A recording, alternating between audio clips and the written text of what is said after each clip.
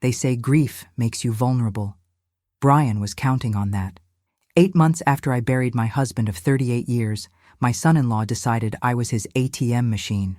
"Die alone, old woman," he texted at 6:32 p.m. on a Tuesday.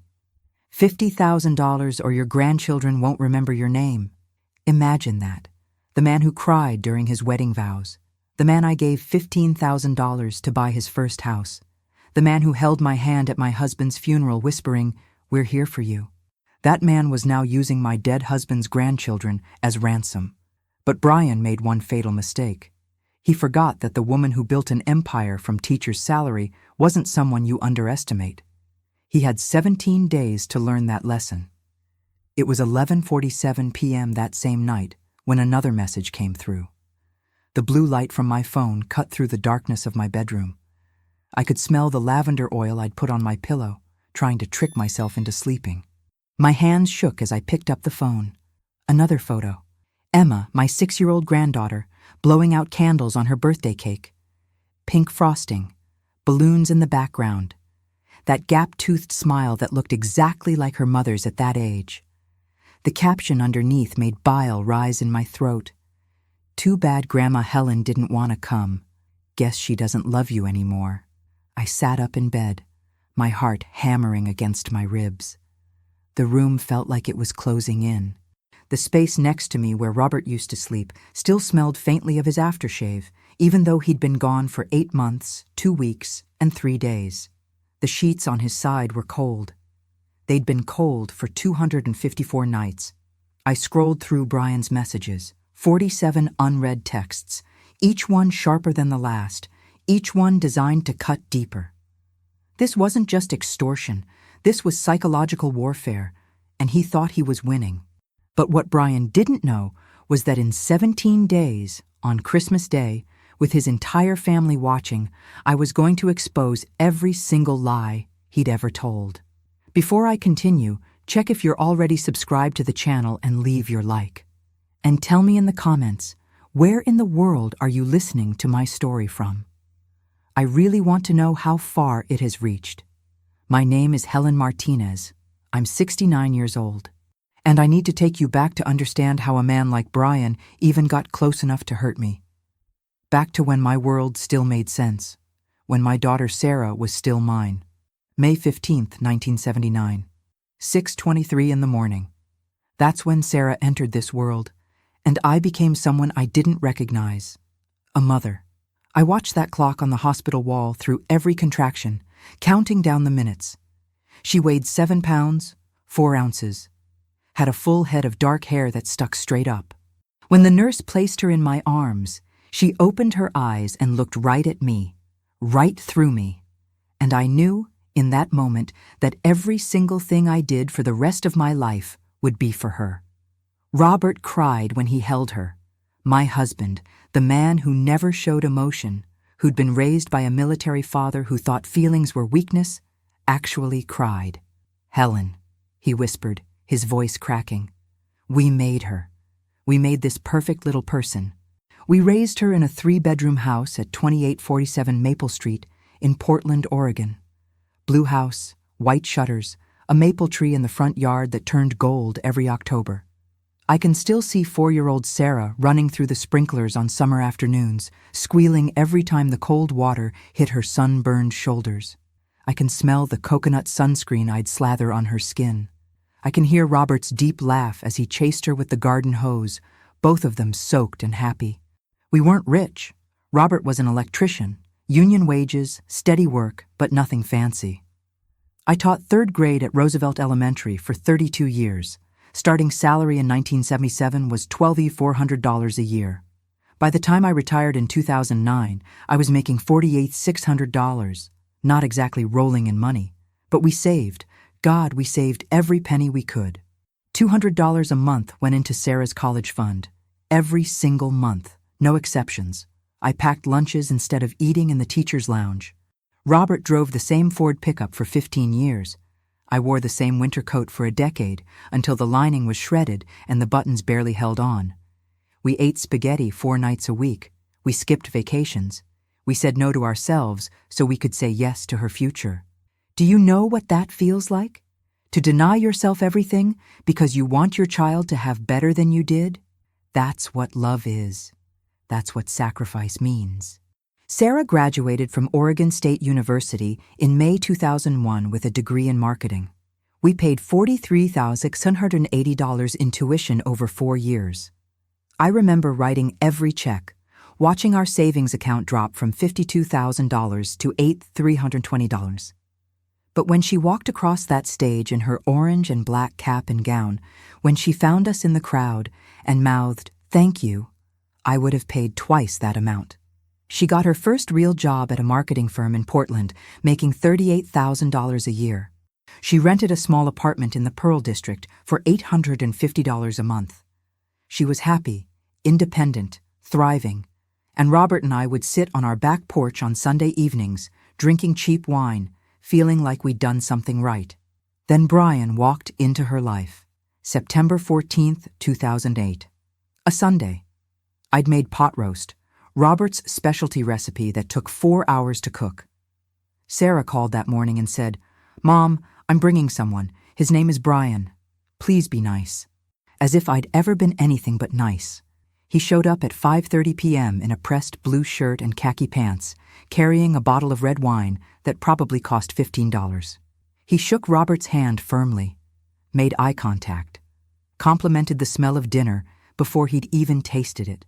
He seemed nervous, which I found endearing.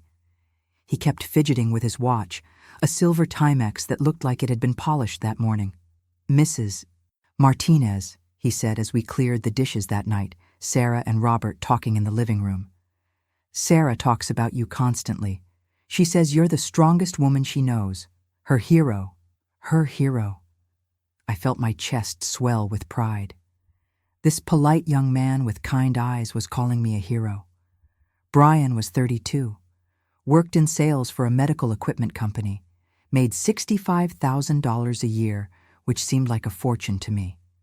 He came from a middle-class family in Eugene. His father was a high school principal. His mother was a nurse. They seemed like good people, normal people. Over the next year, Brian became part of our family. He came to Sunday dinners. He helped Robert fix the back deck. He remembered my birthday and showed up with flowers. Not expensive roses, just a bouquet of daisies from Safeway. But it was thoughtful.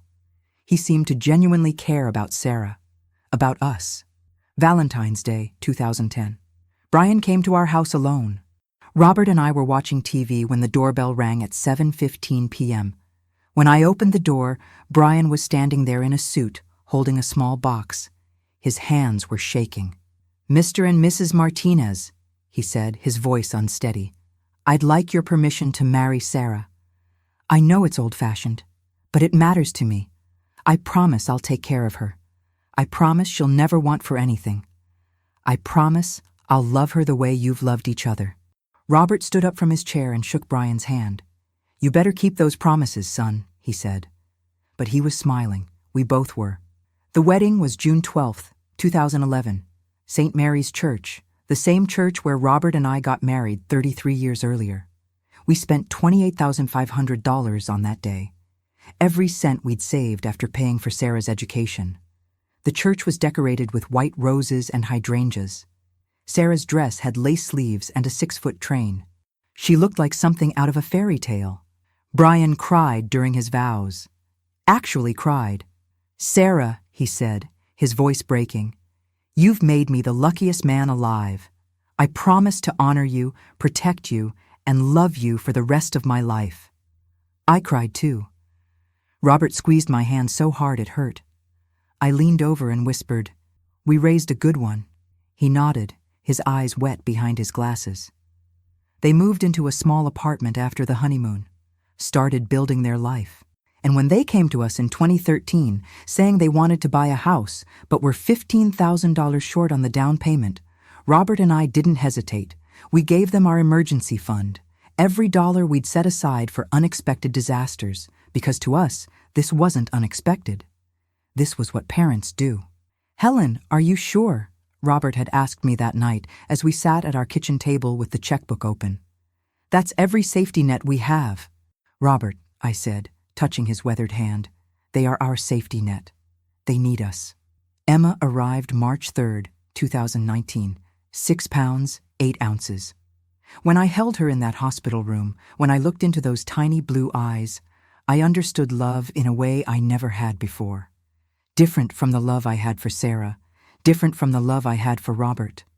This was pure, uncomplicated, perfect. I became the grandmother I'd always dreamed of being. Every Tuesday and Thursday, I drove 43 minutes to babysit while Sarah and Brian worked.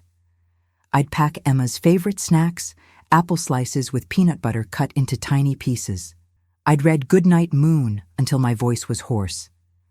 I'd sing the Spanish lullabies my mother had sung to me, the ones I'd sung to Sarah. Jake followed 22 months later on January 8th, 2021. Another grandson, another piece of my heart walking around outside my body. I loved those children like they were my own blood, because they were.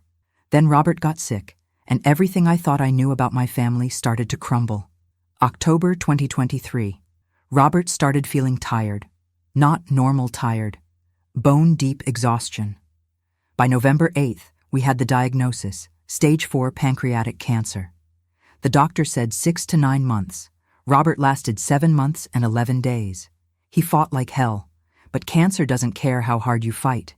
During those months, Sarah and Brian visited 3 times a week.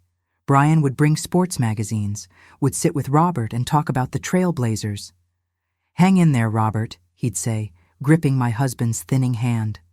"You're the toughest guy I know." Robert died on June 22, 2024, at 2:17 in the afternoon. I was holding his hand. Sarah was on his other side. Brian was standing at the foot of the bed. Robert's last words were, "Take care of her," looking at Sarah. She promised she would. At the funeral, Brian hugged me so tight I could barely breathe. "We're here for you, Helen," he whispered into my hair. "Whatever you need, you're not alone." I believed every word. For the first month after Robert died, they called every day. Sarah would check in, would ask if I'd eaten, if I was sleeping. Brian would offer to mow the lawn, to help sort through Robert's belongings, to fix things around the house. They invited me to Sunday dinners. They brought the kids over to cheer me up. I thought this was what family did. This was what love looked like after loss. But then the calls started spacing out. Once a day became every other day, then twice a week, then once a week. Sunday dinners became every other Sunday, then once a month. Sarah's answers got shorter. Brian's smile started looking forced, like he was counting the seconds until I left. I was drowning in grief. The house was too quiet. Robert's clothes still hung in the closet. His coffee mug still sat by the sink because I couldn't bear to put it away. I was barely surviving. I didn't notice the warning signs, didn't see what was happening right in front of me, until August 30th, 2024. Emma's 5th birthday party. That's when everything changed. That's when I realized Brian wasn't the man I thought he was. That's when I started to understand that grief had made me vulnerable, and he was about to exploit that vulnerability in ways I never imagined possible. But I didn't know that yet. Not really. Not until it was almost too late. August 30th, 2024. Emma's 5th birthday party. I walked into their house at 2:15 p.m., carrying a homemade chocolate cake with vanilla buttercream frosting and a handmade doll I'd spent 3 weeks sewing. The doll had yarn hair, button eyes, and a little blue dress I'd stitched by hand. Emma loved dolls. At least she used to. The living room was full of other kids and their parents. Balloons everywhere. A banner that said, "Happy Birthday, Emma," in pink letters. But the moment I walked through that door, Brian's face changed. He was standing in the kitchen, and when he saw me, his smile disappeared. Just vanished. He set down his beer bottle and walked toward me with his arms crossed. "Helen," he said. Not, "Hi, Helen," or "Good to see you." Just my name, flat and cold. "Happy birthday to my sweet girl," I said, trying to keep my voice cheerful. I held up the cake. I made Emma's favorite. "We need to talk about boundaries," Brian said, his voice low enough that the other parents couldn't hear. I laughed nervously. "Of course. What's on your mind?" He stepped closer. I could smell beer on his breath. You can't just show up whenever you want anymore. Sarah and I have discussed it. You need to call first, get permission. Permission to see my own granddaughter. Oh, I said, feeling my face flush. I'm sorry, I thought Sarah told me to come at 2. She did, he said, his jaw tight. But that's not the point. The point is you're here too much. The kids are getting confused about who's in charge. Behind him, Emma came running in. Grandma, she squealed, wrapping her small arms around my legs. I bent down and hugged her, breathing in the smell of her strawberry shampoo. Happy birthday, sweetheart, I whispered. I made you something special. Brian put his hand on Emma's shoulder and pulled her back. Gently, but firmly. Emma, go play with your friends. Grandma's not staying long. The way he said it, the way he pulled her away from me. Something cold settled in my stomach. But I told myself I was overreacting. He was probably just stressed. Hosting parties is stressful. I stayed for exactly 45 minutes, sang happy birthday, watched Emma open presents, and left without eating any cake. On the drive home, I cried for the first time since Robert's funeral. Not because of what Brian said, but because Sarah had stood right there in the kitchen and didn't say a word. She just watched him talk to me like that and stayed silent. 3 weeks later, September 22nd, I called Sarah to ask if I could take Emma and Jake to the zoo on Saturday. It was supposed to rain all week, but Saturday was forecast to be sunny and 72 degrees. Perfect zoo weather. Sarah's voice on the phone sounded distant. Mom, we're really trying to establish routines with the kids. Weekends are family time. I'm family, I said, trying to keep the hurt out of my voice. You know what I mean. Brian thinks it's important that it's just us, the 4 of us, building our unit. Building our unit. When did Sarah start talking like that? Okay, I said quietly. What about Tuesday? I could still come babysit like usual? There was a pause. Too long. Actually, Brian's mom offered to help with that. We're going to try her for a while. Brian's mom, Patricia. The woman who'd visited her grandchildren exactly 4 times in 5 years. The woman who lived 30 minutes closer than me but always had an excuse why she couldn't babysit. Did I do something wrong? I asked. No, Mom. God, why do you always make everything about you? We're just trying something new. Make everything about me? I'd been babysitting every Tuesday and Thursday for 5 years. I'd canceled plans. I'd rearranged my entire schedule. And now I was making it about me? Okay, I whispered. I understand. But I didn't understand. Not at all. October 11th, Thursday afternoon. I was at the grocery store when I saw Sarah's car in the parking lot. My heart leapt. I hadn't seen her in 2 weeks. I walked toward the entrance, and there she was, coming out with Emma and Jake. Jake was in the cart. Emma was walking beside her. Sarah! I called out, waving. She saw me. I know she saw me. But she grabbed Emma's hand and walked faster toward her car. Sarah? I called again, walking quicker. Sweetheart, wait. She loaded the kids into the car without looking back, without acknowledging me. I stood there in the middle of the parking lot, holding my purse, watching my daughter pretend I didn't exist. When I got to my car, my hands were shaking so badly I dropped my keys twice. That night, my friend Margaret called. We'd taught together at Roosevelt Elementary for 18 years. She'd retired the same year I did. We still met for coffee once a month. Helen, I need to tell you something, Margaret said, her voice careful. I ran into Sarah at Target last week. Oh? I said, my stomach tightening. I asked how you were doing. You know, after Robert. And Helen, the way she talked about you. She said you were becoming too needy, that you didn't respect boundaries, that you were always trying to intrude on their family time. The words hit me like a physical blow. She said that? I'm sorry. I wouldn't tell you except I'm worried. That doesn't sound like the Sarah we know. That sounds like someone's been in her ear. Brian, I said quietly. Helen, be careful. I've seen this before.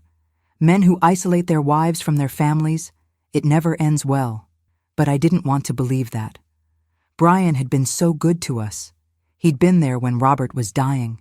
He'd hugged me at the funeral. I told myself Margaret was being dramatic. November 5th, Robert's birthday. He would have been 71. I went to the cemetery at 9 a.m. like I did every Sunday. I brought fresh flowers, yellow roses, his favorite. I sat on the ground next to his headstone and talked to him like he could hear me. "I don't know what to do, Robert," I whispered. "Sarah won't talk to me. Brian won't let me see the kids. I feel like I'm losing everything." My phone buzzed. A text from Sarah. "Mom, stop calling so much. You're being obsessive. We need space." I'd called her 3 times in the past 2 weeks. 3 times, and I was being obsessive? I called her back immediately. She answered on the 5th ring. "Sarah, it's your dad's birthday," I said, my voice breaking. "I just wanted to hear your voice. I'm at the cemetery." "Mom, I can't do this right now. Brian and I are taking the kids to the Science Museum. Can I come?" The words came out before I could stop them. Desperate. Pathetic. "No," she said firmly. "We've talked about this. You need to give us space." "I gave you space. 2 weeks of space. How much space do you need?" "As much as we decide we need." Her voice was hard, cold. I didn't recognize it. "Stop making this difficult." She hung up. I sat there next to Robert's grave until 1:30 p.m. 4.5 hours. I couldn't feel my legs when I finally stood up. The yellow roses looked too cheerful against the gray headstone. November 28th. Thanksgiving. I wasn't invited to their house. For the first time in 15 years, I spent Thanksgiving alone. I made a small turkey breast, mashed potatoes for one. I set the table with Robert's and my wedding china, the plates we'd used for every holiday for 38 years. I ate by myself in complete silence. The television wasn't even on. I just sat there, chewing food I couldn't taste, staring at the empty chair where Robert used to sit. At 7:45 p.m., my phone buzzed. A text from Brian, a photo of their Thanksgiving table, Sarah, Emma, Jake, and Patricia, Brian's mother. They were all smiling. The caption said, "Grateful for family that respects boundaries." I stared at that photo for 20 minutes. Patricia was sitting in what should have been my seat. She was holding Jake on her lap. My Jake, my grandson, who I'd rocked to sleep hundreds of times. I wanted to scream. I wanted to throw my phone across the room. Instead, I texted back, "Beautiful family. I'm grateful for you all too." 3 dots appeared, then disappeared. No response. My neighbor David knocked on my door at 8:30 p.m. He was 73, a widower who'd lost his wife 2 years before Robert died. We sometimes had coffee together on Sunday mornings. "Helen, I saw your light on," he said. "I brought you some pie. Pumpkin. Figured you might be alone." I broke down crying right there in my doorway. This neighbor, this man I barely knew, showed me more kindness than my own daughter had in months. "Come in," I whispered. We sat at my kitchen table. He didn't ask questions. Just let me cry.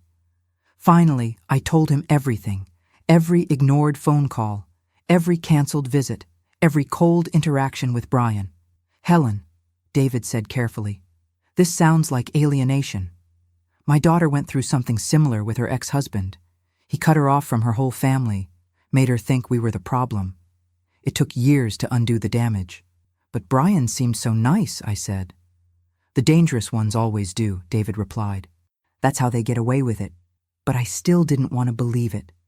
I still held on to this idea that it was all a misunderstanding, that if I just gave them space, if I just respected their boundaries, things would go back to normal. What I didn't know was that Brian wasn't just pushing me away. He was positioning me, setting me up, building a narrative where I was the problem, the intrusive mother-in-law, the burden, so that when he made his real move, when he showed his true face, no one would believe me. December 3rd, Tuesday evening. I was watching Jeopardy when my phone rang. Unknown number. I almost didn't answer, but something made me pick up. "Helen," Brian's voice, but different, harder. "We need to have a conversation." "About what?" I asked, muting the TV. "About your future involvement with this family, or lack thereof." The way he said it, clinical, cold, like I was a problem he was solving. Brian, I don't understand what I did wrong. Please just tell me. He laughed, actually laughed. You really don't get it, do you? You're a drain, Helen. You're needy. You're suffocating. Sarah's happier when you're not around. My hands started shaking. That's not true. Sarah and I were close. Were, he said. Past tense. She's moved on. She has her own family now. She doesn't need a mother anymore. She needs space to breathe. Can I talk to her? I asked, my voice barely a whisper. No. She doesn't want to talk to you. She asked me to call. That was a lie. I knew it was a lie, but I couldn't prove it. What do you want from me? I asked. There was a pause, long enough that I thought he'd hung up. Then, I'll be in touch about that. Soon. He hung up. I sat there on my couch, phone in my hand, Jeopardy still on mute. The contestant was smiling, clapping, winning money. And I was sitting in Robert's house, in Robert's chair, realizing that the man I'd welcomed into my family, the man I'd given $15,000 to, the man who'd cried at his wedding, was something else entirely. I just didn't know how bad it was about to get. What I discovered in the days that followed would change everything. But first, I had to survive what came next. December 8th, 2024. 10:42 a.m. That's when the first text came. I was washing dishes, my hands in warm, soapy water, looking out the kitchen window at the bird feeder Robert had built 3 years ago. A cardinal was perched on it, bright red against the gray December sky. My phone buzzed on the counter, a message from Brian. We need to talk about your financial contribution to this family. I dried my hands on a dish towel and picked up the phone. Read the message 3 times. Financial contribution? I'd already given them $15,000. I'd babysat for free for 5 years. What more did he want? I typed back, what do you mean? 3 dots appeared. Disappeared. Appeared again. Then, you've been living off Robert's life insurance while we struggle to raise your grandchildren. Time to pay up. My heart started pounding. Robert's life insurance. $180,000. The only financial security I had left. The only thing standing between me and poverty. Brian, that money is for my living expenses. My retirement. I don't understand what you're asking. The response came immediately. $50,000. That's what you owe us for taking care of Sarah all these years, for giving you grandchildren, for letting you be part of their lives. Letting me be part of their lives? I can't afford that, I typed back, my hands shaking. Then I guess you're choosing money over family. Sarah will be devastated. The kids will never understand why Grandma abandoned them. Abandoned them? He was the one who'd cut me off. He was the one who'd blocked my calls, canceled my visits, turned my daughter against me. Brian, please, can we talk about this in person? I don't understand what's happening. No response. For 3 hours, nothing. I stared at my phone until my eyes burned, made myself a cup of tea that went cold, started to call Sarah but stopped. What would I say? Would she even believe me? At 1:37 p.m., another message. You have until the end of the month. $50,000 or you never see Emma and Jake again. Your choice. I felt like I couldn't breathe. The kitchen walls seemed to close in. I sat down hard on one of the chairs Robert had refinished 5 years ago. His project. His hands had sanded this wood, stained it, sealed it. And now I was sitting here, alone, being threatened by a man I'd trusted. December 10th, Friday morning. I woke up to a video message. My hands were shaking as I opened it. It was Jake, my 4-year-old grandson.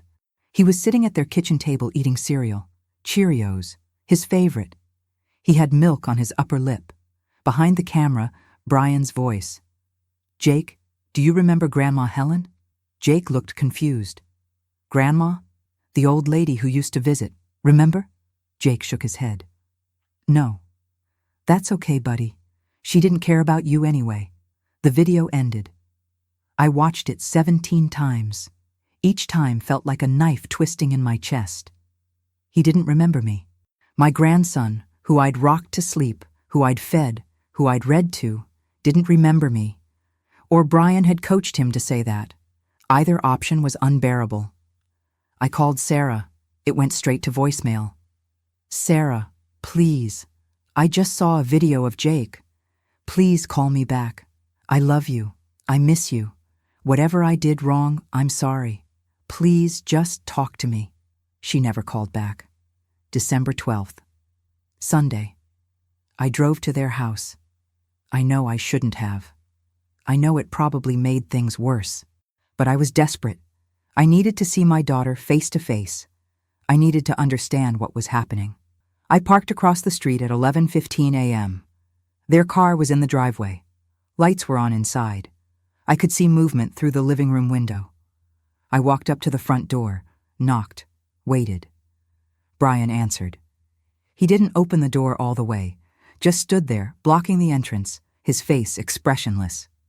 "Helen, we talked about boundaries. I need to see Sarah," I said. "Please. Just 5 minutes. She doesn't want to see you. Let her tell me that. Let me hear it from her." He smiled. It was the coldest smile I'd ever seen. "You're not welcome here. If you come back, I'll call the police for trespassing. This is my daughter's house. My grandchildren live here. And I'm telling you to leave. Now." Behind him, I heard Emma's voice. "Daddy, who is it?" "No one, baby. Just someone who got lost." No one. I was no one. I stood there on their porch, the porch of the house I'd helped them buy, looking at the man who'd promised to love my daughter forever. And I saw it clearly for the first time. This wasn't about boundaries. This wasn't about space. This was about control and money. "I'm not giving you $50,000, I said quietly. His expression didn't change. "Then you'll die alone, old woman. And trust me, no one will miss you." He closed the door. I stood there for a full minute. Then I walked back to my car. My legs felt like they might give out. When I got inside, I locked the doors and cried so hard I thought I might vomit. A memory hit me then, sharp and painful. Emma's 3rd birthday. June 2022. Robert was still alive. We'd had a party in our backyard. Emma was running through the sprinklers in a pink bathing suit. Brian was manning the grill. Sarah was laughing, her head thrown back, holding Jake, who was just 6 months old. Robert had his arm around me. "Look at this," he'd whispered in my ear. "Look at what we built. This is everything." That was 2.5 years ago. A different lifetime. Now Robert was dead. Sarah wouldn't speak to me, and Brian was using my grandchildren as weapons. December 15th, Wednesday evening, 6:32 p.m. The text that started this whole story. "Die alone, old woman. $50,000 or your grandchildren won't remember your name." I was making dinner. Chicken breast and green beans. Meal for one. I'd been crying on and off all day. Missing Robert so badly it felt physical. Missing Sarah. Missing the life I used to have. When I saw that message, something inside me broke. Not broke like shattered. Broke like snapped into place. I wasn't going to take this anymore. I called David, my neighbor. He answered on the second ring. "David, I need a lawyer. A good one. Can you help me?" "What happened?" he asked. I told him everything. Every text. Every threat. Every cruel message. When I finished, there was a long silence. "Helen," he said carefully, "what Brian's doing is called extortion. It's a felony. You could press charges." "I don't want him arrested," I said. "I want my daughter back. I want my grandchildren back. I want him exposed." "Then you need to document everything, every text, every call, every interaction, and you need a lawyer who specializes in family law and elder abuse." Elder abuse. I was 69 years old and being abused by my son-in-law. The reality of that settled over me like a heavy blanket. "Okay," I said. "Help me." December 16th through December 20th. The messages got worse. So much worse. Photos of Emma opening Christmas presents I'd bought months ago. Caption: "Grandma didn't get you anything this year because she doesn't love you." Videos of Jake at the park. Caption: "Having fun without the toxic old lady dragging us down." A screenshot of Sarah's phone showing my number blocked. Caption: "She's finally free from you." Each message was designed to hurt, to break me, to make me so desperate I'd pay anything just to stop the pain. But I wasn't breaking anymore. I was building a case. I screenshot every message, saved every photo, recorded every voicemail. I created a folder on my computer labeled Evidence and backed it up 3 times, on my laptop, on a flash drive, in the cloud. December 20th, I met with an attorney, Patricia Chen, 48 years old, specializing in elder law and family disputes. David had recommended her, said she was tough but fair. Her office was downtown, 14th floor of a glass building, modern furniture, diplomas on the wall. She offered me tea. I accepted even though my hands were shaking too badly to hold the cup steady. I showed her everything. 147 messages over 12 days. She read them all. Her expression got harder with each one. "Mrs. Martinez," she said when she finished, "this is textbook extortion. He's demanding money under threat of emotional harm. This is criminal." "I don't want him arrested," I said. "Not yet.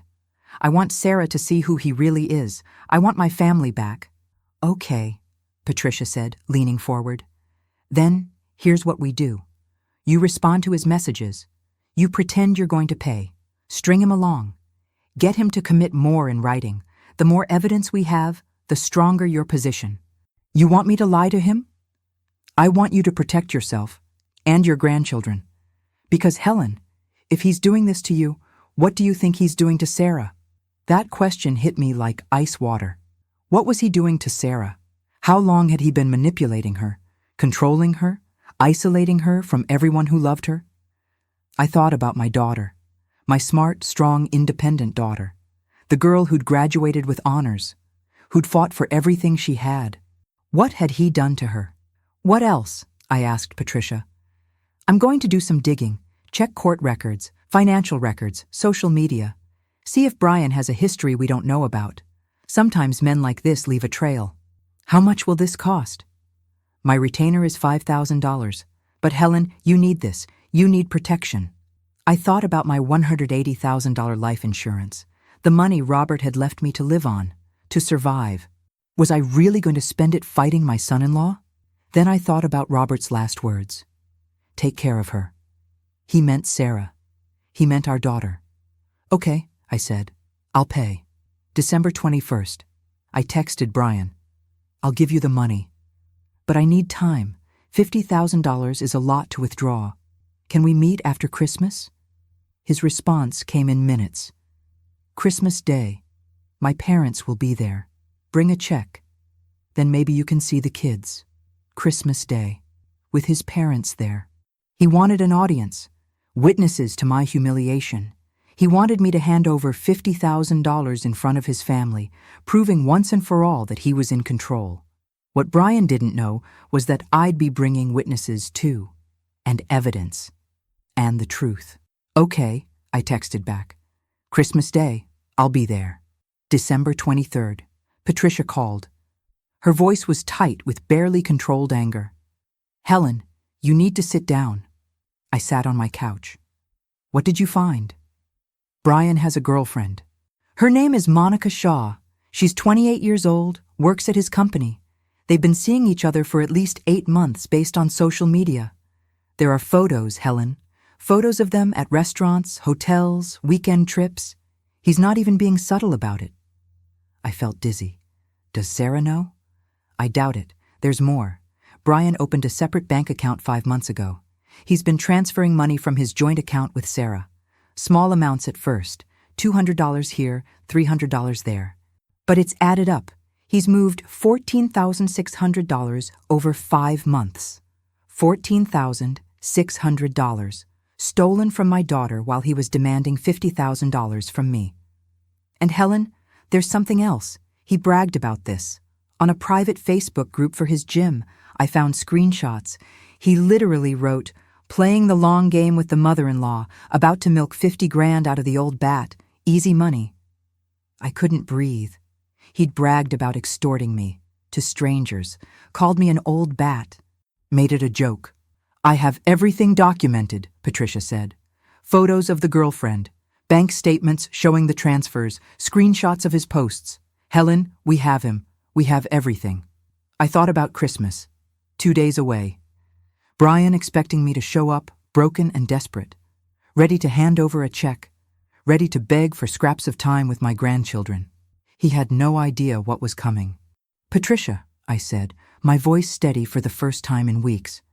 Can you put all of that evidence on a flash drive? I want to show it on their TV.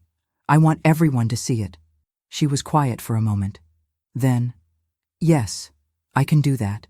But Helen, are you sure?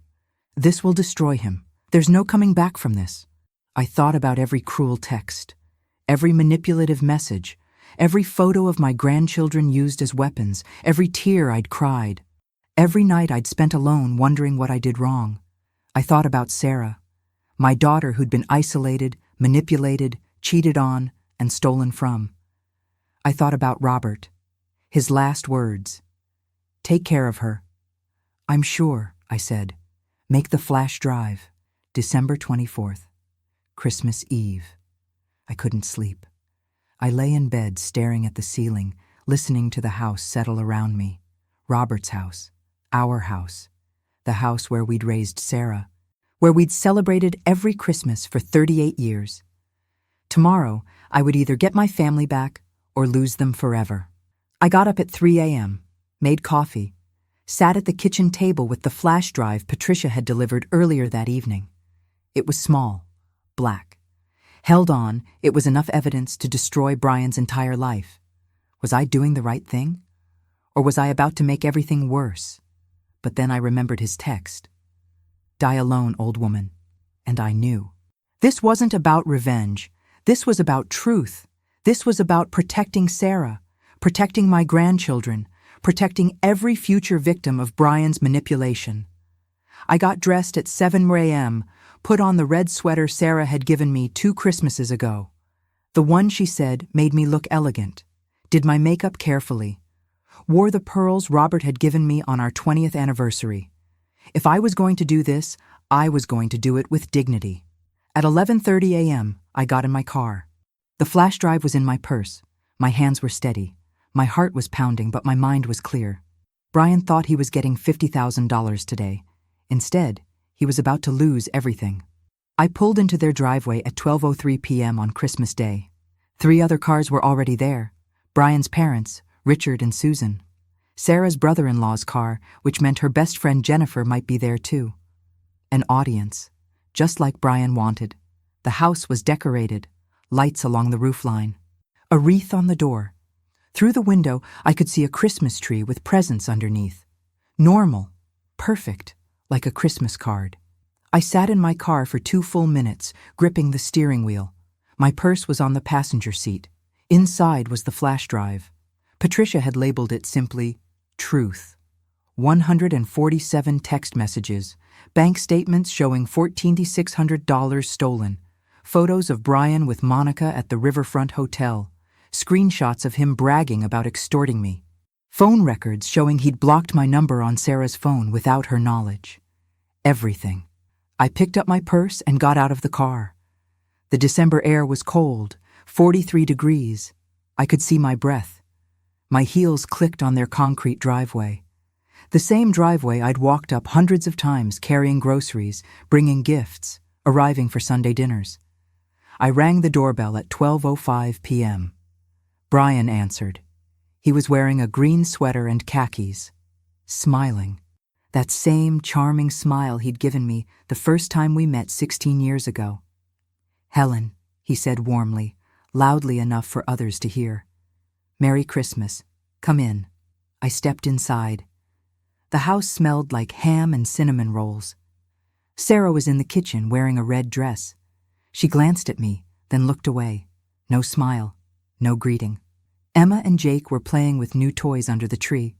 They didn't look up. Brian's parents were on the couch. Richard stood and shook my hand. Good to see you, Helen. How are you holding up?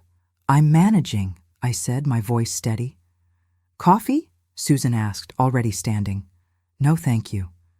Brian put his hand on my shoulder, squeezed.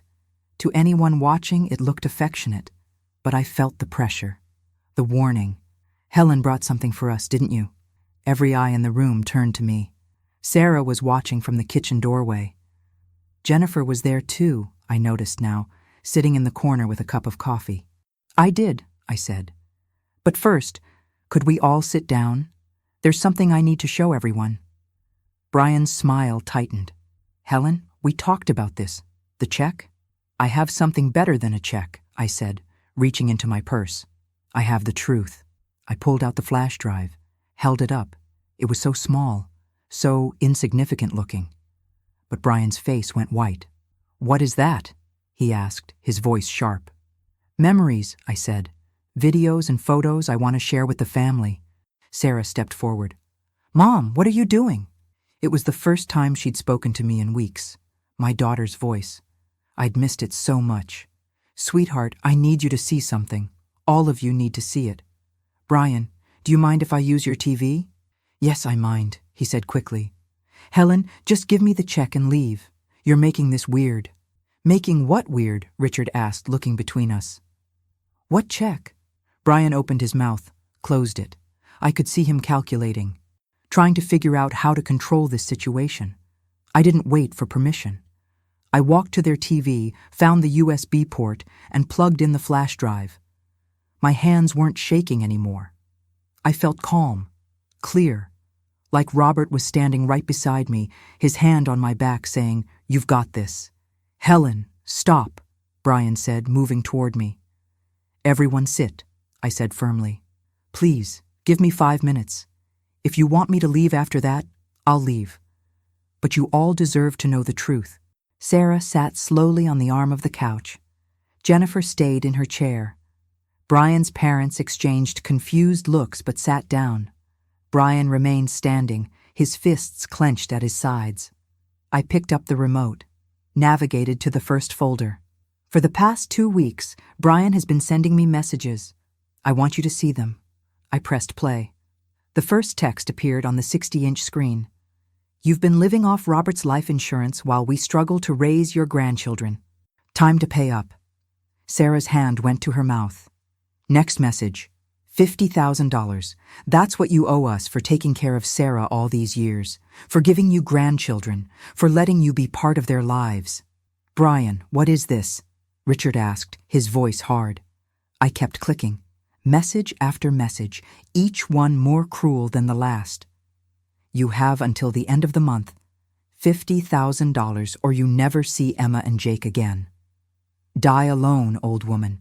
Your grandchildren won't remember your name. Sarah stood up. Brian, what the hell is this? It's out of context, he said quickly. Helen, you're manipulating this. You're twisting my words. Am I? I clicked to the next folder. Let's see the videos you sent me. The video of Jake played. Brian's voice behind the camera. Jake, do you remember Grandma Helen? Jake shaking his head. That's okay, buddy. She didn't care about you anyway. Emma started crying under the Christmas tree. Daddy, why did you say that? Jennifer stood up, her coffee cup forgotten. Brian, you told us Helen was the one who didn't want to visit. You said she was dealing with grief and needed space. That's what I thought, Brian stammered. I was protecting the kids from what? I interrupted. From a grandmother who loves them? Or were you protecting your extortion scheme? I clicked to the next folder. This is where it gets interesting. These are bank statements from your joint account with Sarah. See these transfers? $200 on July 15th, $300 on July 22nd, $500 on August 3rd. Want to guess where that money went? Sarah walked toward the TV, staring at the screen. Brian, that's our savings account for Emma's orthodontist. You said we didn't have enough saved yet. I was investing it, he said desperately, making it grow for us. Were you? I clicked again. Photos filled the screen. Brian and a young blonde woman at a restaurant. Brian and the same woman at the Riverfront Hotel. Brian and the same woman on a hiking trail, his arm around her waist, both of them smiling. The room went silent. Completely silent. I could hear the clock ticking on the wall, could hear Emma's sniffles, could hear Sarah's breathing, fast and shallow. Who is that? Sarah whispered. That's Monica Shaw, I said quietly. She works at Brian's company. According to the metadata on these photos, they've been seeing each other for at least 8 months. The hotel photos are from September 14th. Your anniversary, Sarah. While you were home with the kids, he was at the riverfront with her. Sarah's legs gave out. She sat down hard on the floor. Jennifer rushed to her side. Sarah, I can explain. Brian started, moving toward her. Don't, Sarah said, her voice breaking. Don't come near me. But wait, I said, my voice hardening. There's more. This is my favorite part. I clicked to the final folder. Screenshots from Brian's private Facebook group, posts from his gym buddies, and there, in his own words, playing the long game with the mother-in-law, about to milk 50 grand out of the old bat. Easy money. She's so desperate to see the grandkids she'll pay anything. Already got 15K from her years ago. Time for round 2. The comments underneath were worse. Other men laughing, calling me pathetic, calling me a mark. Richard stood up slowly. His face was red. Brian, tell me this is fake. Dad, I can explain. Explain what? Susan's voice was shaking. Explain how you extorted a widow? Explain how you cheated on your wife? Explain how you stole from your own family? Brian looked around the room. Everyone was staring at him. Sarah was crying on the floor. His parents looked disgusted. Jennifer was on her phone, probably calling someone. Emma was asking what was happening. Jake had started crying because Emma was crying. This is all Helen's fault, Brian said suddenly, pointing at me. She's been poisoning Sarah against me for years. She's obsessive, controlling. I was just trying to set boundaries and she... I have every text, I interrupted. Every call log. Every piece of evidence showing that you blocked my number on Sarah's phone. That you canceled my visits without telling her. That you manipulated my daughter into thinking I was the problem. I pulled out a manila folder from my purse. I also have a letter from my attorney. She specializes in elder abuse and extortion. What you did to me is a felony, Brian. A felony that carries 3 to 5 years in prison. The room went completely still. Now, I continued, my voice calm. Here's what's going to happen. Sarah is going to decide what she wants to do. Not you, not me. Sarah gets to choose. But whatever she chooses, you're done threatening me. You're done using my grandchildren as weapons. You're done. Brian lunged toward the TV, trying to grab the flash drive. But Richard moved faster. He grabbed his son's arm and pulled him back. Don't, Richard said quietly. Don't make this worse. Dad, you don't understand. I understand perfectly. You're a thief and a liar. You've embarrassed this entire family. Sarah finally spoke. Her voice was hoarse from crying. Get out, Brian. Get out of this house right now. Sarah, baby, please, get out! She was screaming now, standing up. Her face was blotchy and red. Get out before I call the police myself. You used my mother. You stole from me. You cheated on me. You manipulated our children. Get out! Emma started wailing. I moved toward her instinctively, but Sarah got there first. She scooped up both kids, holding them tight. It's okay, babies. It's okay. Mommy's here. Brian looked at me, real hatred in his eyes now. You ruined my life, you bitter old woman.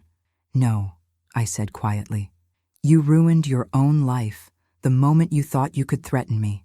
I'm just the one who exposed it. Jennifer stood up. Brian, I'm calling my brother. He's a cop. You've got about 10 minutes to leave before he gets here. I live here. Not anymore, you don't, Sarah said, her voice steady now despite the tears. I want a divorce. I want a restraining order. I want you away from me and my children. And Brian? I'm going to make sure everyone knows what you did. Your job, your friends, everyone. Susan was crying now. Brian, how could you? How could you do this to your family? But Brian wasn't looking at his mother. He was looking at me. And I saw the moment he realized he'd lost. Completely lost. Everything he'd tried to build, every manipulation, every lie, it was all crumbling. He walked to the door, stopped, turned back one more time. This isn't over, he said. Yes, I replied. It is. He left. The door slammed behind him. For a moment, no one moved. Then Sarah's knees buckled again. Jennifer caught her, and I stood there, flash drive still in the TV, evidence still on the screen, wondering what I'd just done. Had I saved my family? Or destroyed what was left of it? I still wonder if I did the right thing. And you? What would you have done in my place? Sarah was sobbing. Emma and Jake were clinging to her. Richard and Susan were sitting in shock. The Christmas ham was probably burning in the oven. Presents sat unopened under the tree. I unplugged the flash drive and put it back in my purse. "I'm going to go," I said quietly. "No." Sarah's voice stopped me. "Mom, please don't go. Please, I'm so sorry. I'm so sorry." She stood up, still holding Jake, and walked toward me. Her face was destroyed, makeup running, eyes swollen. But she was looking at me. Really looking at me for the first time in months. "I didn't know," she whispered. "I swear I didn't know. He told me you were being obsessive, that you needed space, that I was choosing between my marriage and my mother. I chose wrong. God, Mom, I chose so wrong." I pulled her into my arms, her and Jake, held them so tight. Emma came over and wrapped herself around my legs. "Grandma, I remembered you," Emma said through her tears. "I always remembered you. Daddy told me I wasn't allowed to say your name." My heart broke all over again. But this time, it was breaking open, not apart. "It's okay, sweet girl," I whispered. "Grandma's here now. I'm not going anywhere." We spent Christmas Day together, the 5 of us. Me, Sarah, Emma, Jake, and Jennifer. Richard and Susan left after an hour, both of them apologizing profusely for their son's behavior. Susan hugged me so tight I thought my ribs might crack. "I'm so sorry, Helen," she kept saying. "I raised him better than this. I thought I raised him better than this." The ham did burn. We ordered pizza instead, sat on the floor around the coffee table like we were having a picnic. Emma sat in my lap. Jake wouldn't let go of my hand. Sarah cried on and off throughout the day, but she also smiled. We opened presents, watched the kids play, pretended everything was normal even though nothing was. That night, after everyone had gone to bed, Sarah and I sat in her kitchen, just the 2 of us.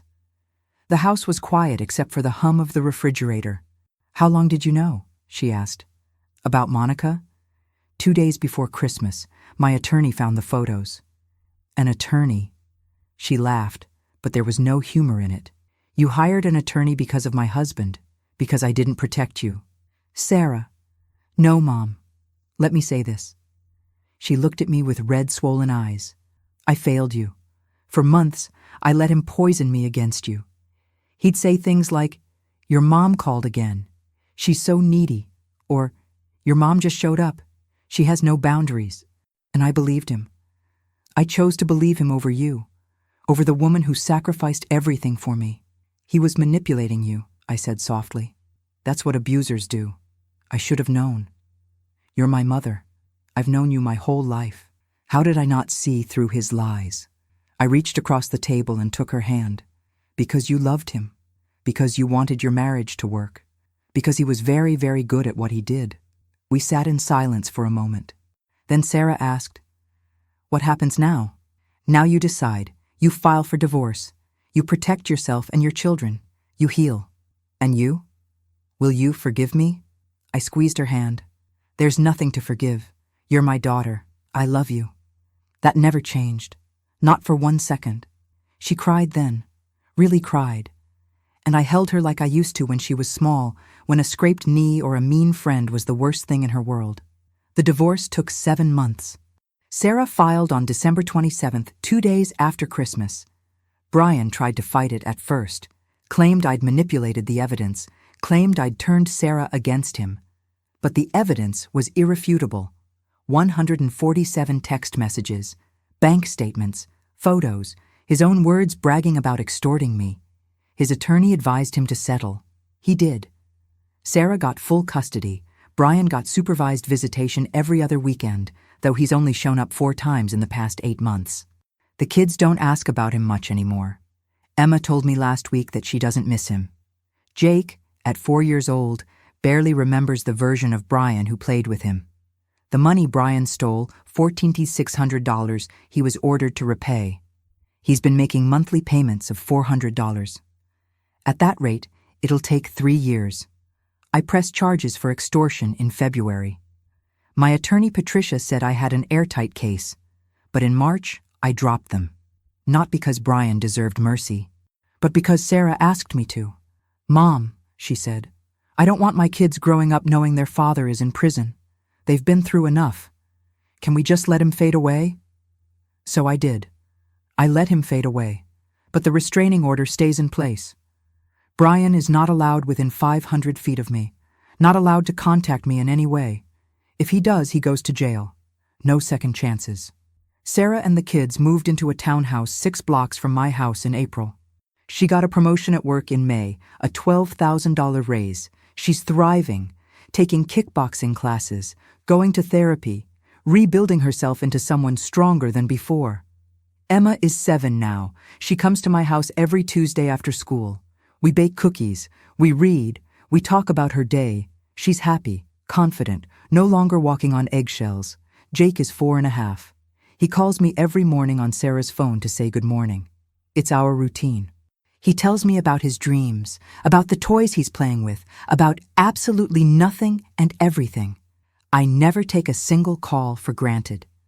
As for Brian, I heard through Richard that he lost his job in June. The company found out about his affair with Monica. They have a strict fraternization policy. Monica was fired too. They're not together anymore. Last I heard, Brian was living in a studio apartment and working at a car dealership. His parents don't speak to him. They come to Sarah's house for Sunday dinners now. We've become close, Susan and I, united by our love for Emma and Jake and our shared shame over what Brian did. I think about Robert every day. I sit in our backyard on his bench and talk to him like he's still here. I tell him about the grandkids, about Sarah, about how I fought for our family and won. I think he'd be proud. I hope he'd be proud. People ask me if I regret exposing Brian the way I did, if I think it was too harsh, too public, too cruel. And honestly, no, not for a second. He was betting on my silence. He was counting on my shame, my desperation, my fear of losing my family. He thought he could break me because I was a widow, because I was 69 years old, because I was alone. But here's what I learned. Being alone doesn't mean being powerless. Age doesn't equal weakness. Grief doesn't make you a victim. And the people who underestimate grandmothers are the ones who lose. I learned that documentation is power. Every text I saved, every screenshot, every voicemail, it all mattered. It all counted. I learned that family is worth fighting for, even when the fight is ugly, even when it costs you, even when you're not sure you'll win. I learned that sometimes love means exposing the truth, even when the truth destroys everything, because a life built on lies isn't a life worth protecting. And I learned that I'm stronger than I ever gave myself credit for. Stronger than Brian thought, stronger than grief, stronger than loneliness. Strong enough to stand in front of my family on Christmas Day and burn down the lies that were suffocating us all. If you're going through something similar, if someone is manipulating you, isolating you, using the people you love as weapons, please hear me. Document everything. Tell someone. Get help. You are not alone. You are not powerless, and you deserve better. I'm 69 years old. I'm a widow. I'm a mother. I'm a grandmother. And I'm a woman who refused to die alone and forgotten like Brian wanted. I fought back. And I won. Did I do the right thing? And you, what would you have done? Leave your like so I know this story touched you, and subscribe to the channel, because tomorrow I'll be bringing another story that marked my life. Tell me in the comments what you think. Where in the world are you listening from? Have you ever had to fight for your family? I want to hear your stories too. We're stronger together. My name is Helen Martinez. This is my story, and I'm not done living it yet.